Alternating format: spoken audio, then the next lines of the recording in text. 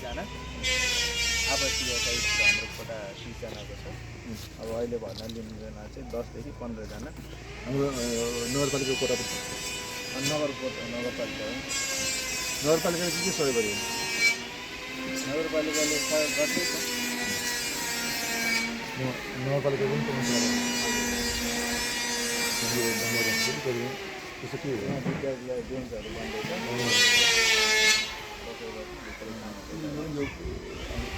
यो होइन यो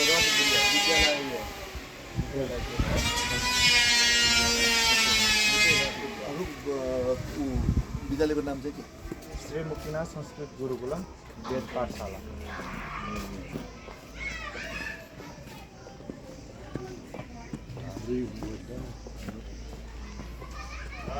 हवन कुण्ड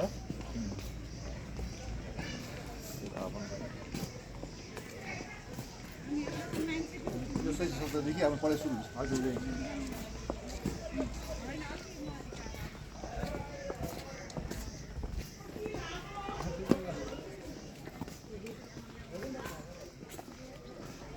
सुकिने भइसकेपछि नगरपालिकाको पनि टिचर आउँछ नि। हजुर आउनै पर्यो। बाहिर यो बाहिरको विषय नेपाली गणित इङ्ग्लिसहरूको लागि त उहाँहरूले पठाउनुहुन्छ। संस्कृतमा के आउँछ? संस्कृत मात्रै यहाँबाट।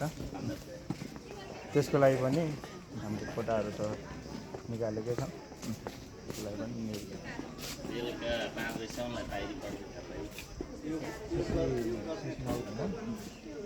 जाऊ